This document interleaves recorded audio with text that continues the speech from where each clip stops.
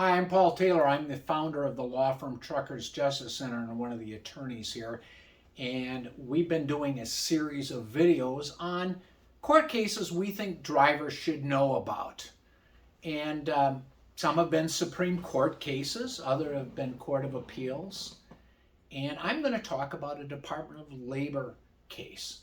And it was our case. We've had some significant decisions, but most of the big significant decisions that affected truck drivers have involved essentially constitutional issues. And while I have personally had 3 petitions for certiorari, a petition for review, granted by the Supreme Court, it hasn't been on constitutional issues, and it was when I was a lot younger and a little slimmer and a little less jowly. So it's been a number of years since I've had a Supreme Court case. But there have been significant cases that impact drivers' lives that we've been involved in here at Truckers Justice Center. And I've talked about some cases that significantly affect drivers' lives that were not our cases, particularly the owner-operator cases that were brought by OIDA 25 years ago. But I want to talk about a case called Tim Bishop versus United Parcel Service. And this was a Department of Labor case. And it was the first case to deal with an amendment to the whistleblower protection provisions of the Surface Transportation Assistance Act, also known as the STAA. You might know the STAA from the standpoint as it's the law signed by President Reagan in 1982, it taken effect January 1 in 1983, that gave us 48-foot trailers at the time.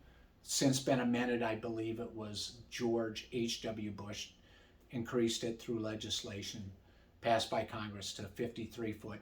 And it gave us 80,000-pound gross vehicle weight rating, or gross vehicle weight maximums on the federal interstate system and certain U.S. routes known as the national network. But the STAA has a whistleblower protection provision, which a whistleblower is somebody who refuses to work in violation of a law or regulation, or somebody who blows the whistle to the government or internally to the employer on an illegal practice by the employer or by a coworker. Now, the STAA is a whistleblower law. Not all whistleblowing is protected by law, but the STAA, when signed into law by Ronald Reagan in 1982, said no person shall discharge, which means fire, discriminate against, which could be docking and pay, or transfer, illegal transfer, demotion, or discipline, which could be a warning letter, a suspension, etc., because that driver does one or more of the following. A, files a complaint with the employer or the government related to a violation of a commercial vehicle safety regulation, or B, refuses to drive because driving would result in an actual violation of a commercial vehicle safety regulation, even if it's a minor, not out of service item. Could be, windshield wipers not working on a day when there's no forecast of rain. Or C, because the driver refuses to drive because driving creates a reasonable apprehension of serious injury to the driver or the member of the public because of the vehicle's perceived unsafe condition. So those were the original employee whistleblower protections signed by Ronald Reagan. So how does the Bishop case come about? Bishop versus United States. Well, in 2007, George W. Bush signed into law some additional protections, whistleblower protections for commercial vehicle operators. It was part of a law called the Implementing Recommendations of 9/11 Commission Act of 2007. So it was one of those junk bills that, had everything but the kitchen sink, but it increased whistleblower protections for commercial vehicle operators. And one of those protections was essentially an amendment that said no person may discipline, discharge, or discriminate against a commercial vehicle operator because that driver accurately records on duty time on his records of duty status, on his logs. So the other protections signed into law by Reagan were, complaints about violations of commercial vehicle safety regulations, which might include overweight or, other things, lights, hours of service, or refusals to drive in two categories. Refusal to drive because driving would create a violation, or B, the refusal to drive was based on a reasonable apprehension of serious injury. So now it isn't exactly a protection against logbook retaliation because of a refusal to falsify. It's sort of that. It's protection because you've accurately recorded on-duty hours, which is on-duty not driving, and accurately recording driving time. So that was added in 2007. So what happened in Bishop versus UPS, which makes this such a significant case, is that was the first case to make its way up through the Department of Labor.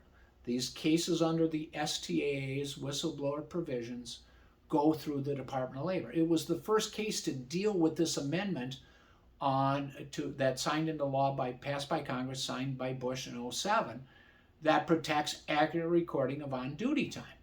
And what happened in the case of Bishop was that Bishop was a relay driver. His name's Tim Bishop, and he was based in Earth City, Missouri, and his job at that time was to meet a Lenexa, Kansas driver pulling a set of doubles, usually, sometimes it was straight trailers, and they would supposed to meet at a meet point in western Missouri where they would swap out trailers. So UPS has had a unique logging system. These drivers have a device called an IVIS, and it stands for In-Vehicle Information System.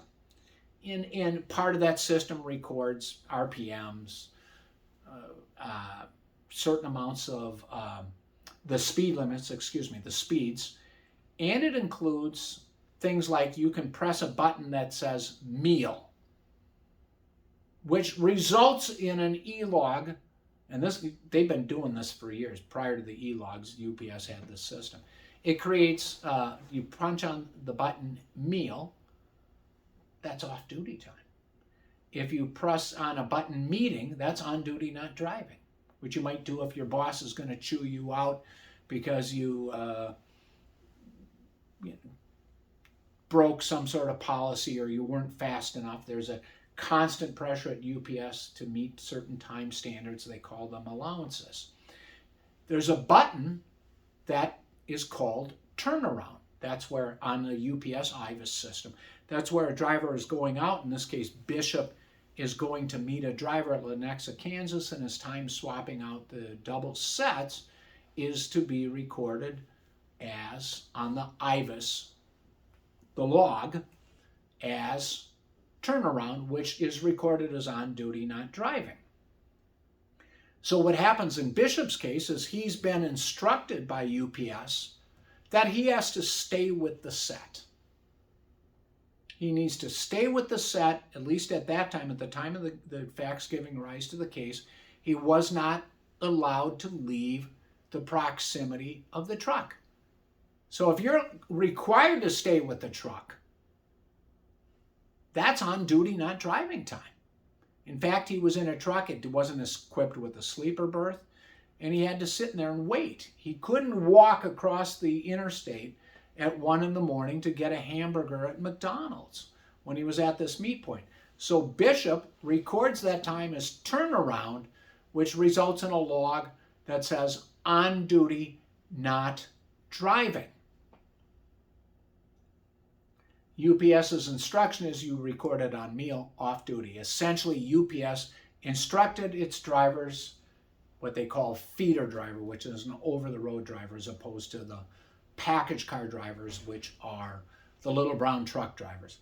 Those drivers going to meet points and waiting on their meet driver were instructed to falsify their logs by logging that time as meal off duty on their IVAs. UPS fired Tim Bishop, and he grieved it through the union grievance process system. They fired him for what they call proven dishonesty, which is a cardinal sin under the collective bargaining agreement between UPS and the Teamsters union. Mr. Bishop had so-called union representation, a business agent who simply did not understand logbooks and how somebody could be a business agent, union business agent for, and I'm not anti-union, in fact I'm pro-union, but I believe the business agents had to be, need to be educated. This was a lame business agent who essentially, told Bishop to throw himself on the mercy of the labor grievance panel. Well, ultimately Bishop got fired, and we came in and brought the case. It was almost a no-brainer, but it was the first case after these 07 amendments to deal with the new protection applicable in 07, signed into law by Bush, George W. Bush, that said you cannot be disciplined, discriminated against, or discharged because you accurately record on-duty hours. And Bishop was out of work a number of years and went back to work. The administrative law judge from the Department of Labor who presided over the case said this protection is clear, essentially. He's on duty, not driving when he's at a meet point because he was not free to leave the premises. And since he recorded that time as turnaround, which results in a log that says on duty, not driving for that 7 or 8 minutes or 12 or 20 minutes that he was waiting almost daily for a meat driver, for his meat driver from Lenexa, Kansas, he was protected under the STAA's whistleblower provision. And Bishop was returned to work after being gone several years. He got his back pension contributions. He got back pay got back wages, and he got damages for mental pain. And the judge awarded us our attorney's fees. This case isn't that significant because we got attorney's fees and he got his job back. But it's significant in respect to if you log time you're required to be at a shipper waiting. I know now we've got this issue about the 30-minute extension, or excuse me, the 30-minute break, not later than the 8th hour, can be at a shipper sitting in a truck tractor and doesn't have to be off duty. But the fact is, if you're required to remain in attendance of a commercial vehicle for a breakdown at the receiver, you're required to be on the dock to do a piece count. Unless you are free to pursue activities of your own choosing, you are on duty. So sort of, I use this in the Bishop case and in other cases on accurate recording since Bishop versus UPS is, may I go play golf? So I asked the management officials in Bishop's case, was he free to go off and play golf for 9 holes of golf, or play mini golf, or go bowling? No, he had to remain with the truck. If you're required to be in attendance of a commercial vehicle, you're required to be there. You can't enter the sleeper berth, you're required to be on a dock. You are on duty, not driving. And that's the way you should log it, because falsification of a logbook is a felony. But you're protected from retaliation. So drivers, the lesson is here, log accurately. You absolutely have legal protections under the STAA. You can Google a case called Timothy Bishop. There's two by that name because after he went back to work, he got fired again. And we're appealing that one. But the initial Timothy Bishop versus United Parcel Service, and you'll find it. It's an important case. You all should know about it. And if you have questions about it, feel free to call us. Thanks for watching.